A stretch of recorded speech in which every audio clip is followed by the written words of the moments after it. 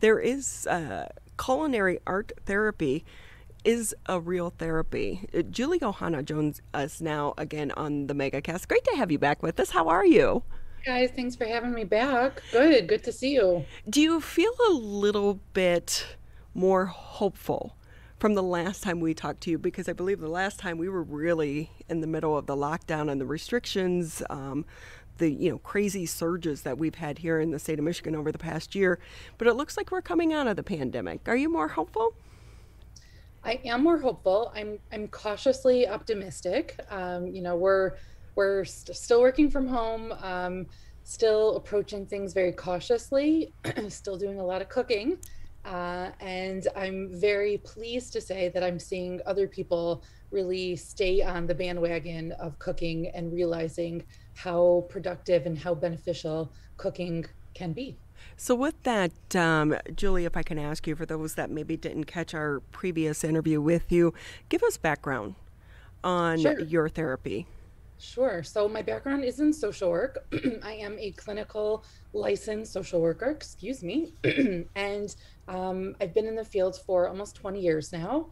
And over the last 2 decades, my work really has evolved into this practice that I call culinary art therapy, where I combine my clinical skills with my love of cooking and being able to show people that cooking really does have clinical benefits, therapeutic benefits, but also life skills benefits. It's not just something that is a clinical practice, although it can be, but really there are really wide ranging benefits for everybody to be able to learn from your kitchen and take those skills out into your regular everyday lives.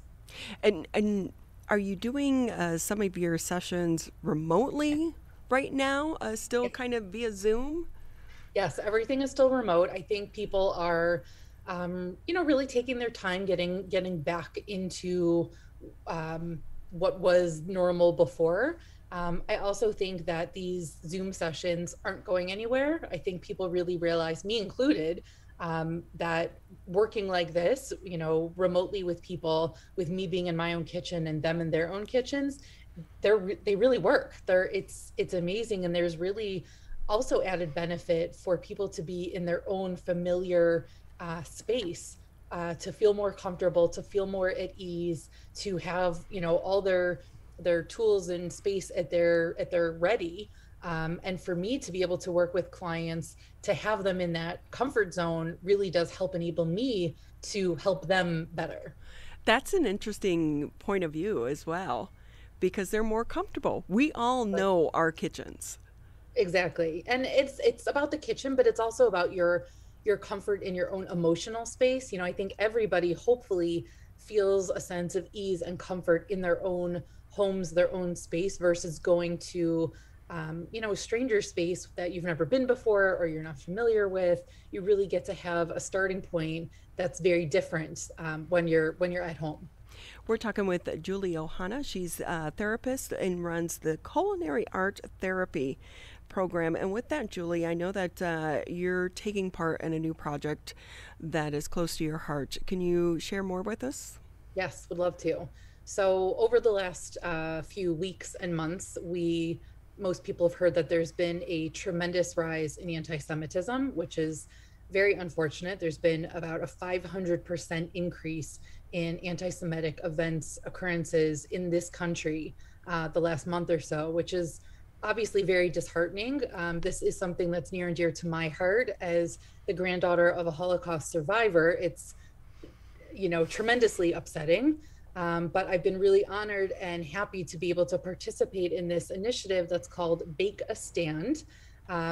Nobody is under any disillusionments that baking is going to end anti-Semitism. However, when we are all faced with something troubling, it feels great to be able to do something, to bring some positive energy and to take action, and to bring awareness into the world in a way that feels really authentic and good. So certainly baking, cooking for me, that's my wheelhouse. Mm-hmm. So Whitney Fish, who is a blogger and a Jewish community professional based in Cincinnati, Ohio, she partnered with this incredible organization that's called Holocaust and Humanity Center, also in Cincinnati. And there's about 50 bakers worldwide that are participating in a bake sale of some kind. So yesterday I went live on my Instagram feed and I baked my grandmother's marble cake, which is one of my favorites. And anybody who donates to the Holocaust and Humanity Center from now until June 13th will be entered to win the raffle where I'm giving away a marble cake. Really, we're just trying to raise awareness. We're trying to raise funds for this really worthwhile organization that helps educate the community on Holocaust education, what it means to be tolerant and a kind human, and really hopefully bring an end to anti-Semitism. Yeah, it really is disheartening when we are still experiencing so much hatred here in our country, but really across the globe as well. Because I think, if anything, we've all learned throughout the pandemic we're all connected Right. and we should be loving each other more instead of hating more. Absolutely. And it really is about tolerance. And it's not about needing to always agree with everyone, but it's about realizing that everyone, every human deserves respect. And, anti Semitism, just like any other form of hatred, should not be tolerated. And, I saw a documentary once where they brought together a Jewish mother and a Palestinian mother, and they just got together as moms because while, they were far apart on the issues of their governments, at the end of the day, they were still moms who still loved their kids, who still cooked together. In fact, I think that was part of the segment is that they were cooking together and Yeah. sharing some of their family recipes with one another and the stories behind the recipes, because it's not just the food, it's the story and the feelings behind Yeah, them. absolutely. There are many ways that we're different, but I really do believe there are more ways where we are alike. And to me, that's why cooking can be so special because that really does help to illuminate those similarities and bring people together. And in this case, hope for the recognition of those similarities in the hopes for peace. Yeah, and one thing that we all know is we love to eat. We all love to eat, and food has always been the fabric of so many of our families. It's not just a way to nourish our bodies, but really our souls as well. Yes, 100%.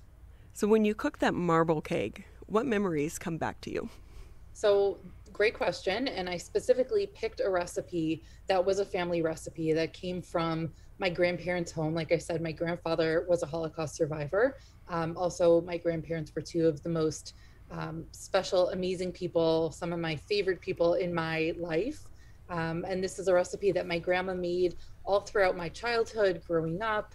I've made several times, and I love that when I bake it, I'm baking it from the original recipe card that she used. Oh, And every time I use it, I feel like it makes me connected to her a little bit more.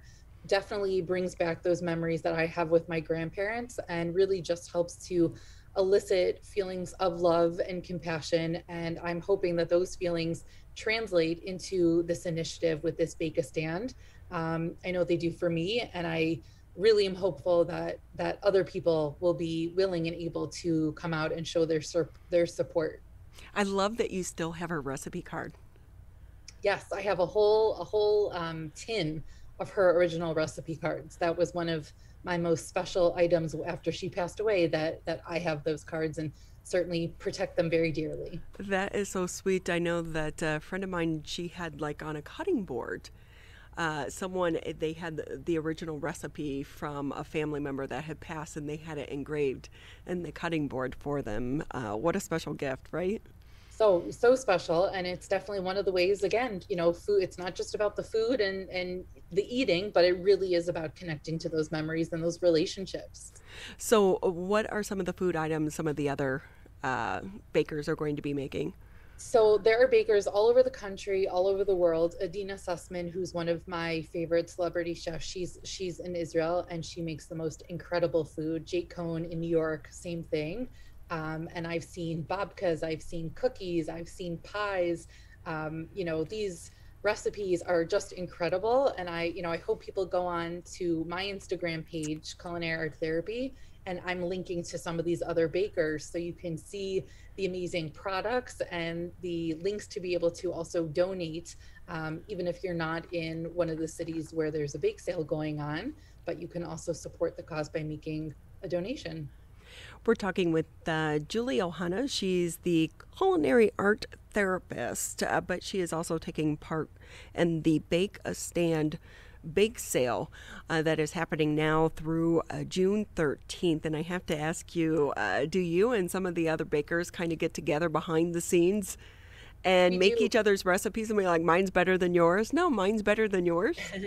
There in this community, there's been only love. I definitely have connected with some of these other bakers online, and we've all just really wanted to show appreciation and support for one another for the dishes, the amazing dishes that people are baking, but also the effort. I know there are a number of non-Jewish bakers, and that means the world to so many of us that this isn't just a Jewish cause, but there are non-Jews that want to show support and want to help bring awareness. So it's been an amazing experience and opportunity.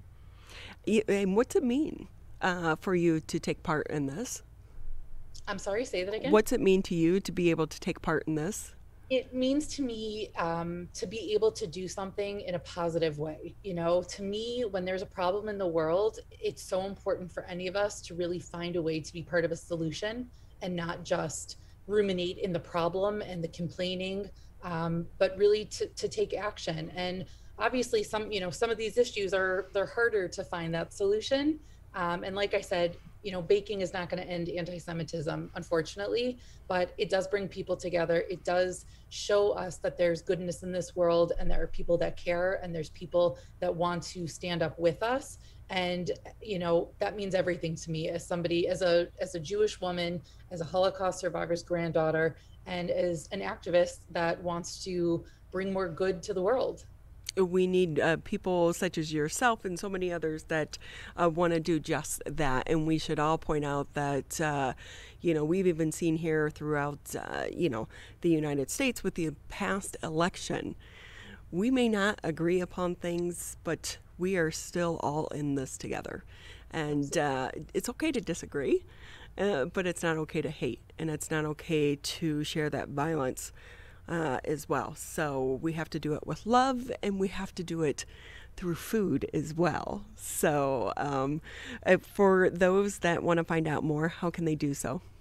Follow me on Instagram, Culinary Art Therapy. Also, feel free to go to the website at the Holocaust and Humanity Center.org. And you can read more information about the organization. You can make a donation. You can follow me on Instagram and just hear about the journey.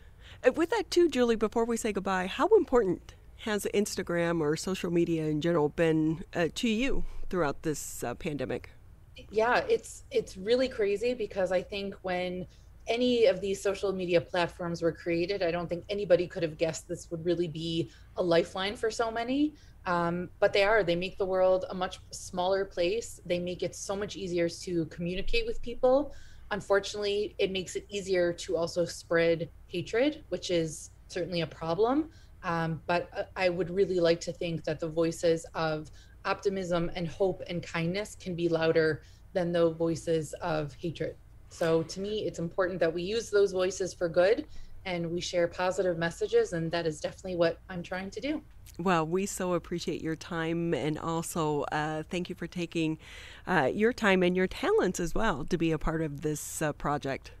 Well, I appreciate you having me and bringing awareness to the subject. So thank you guys so much.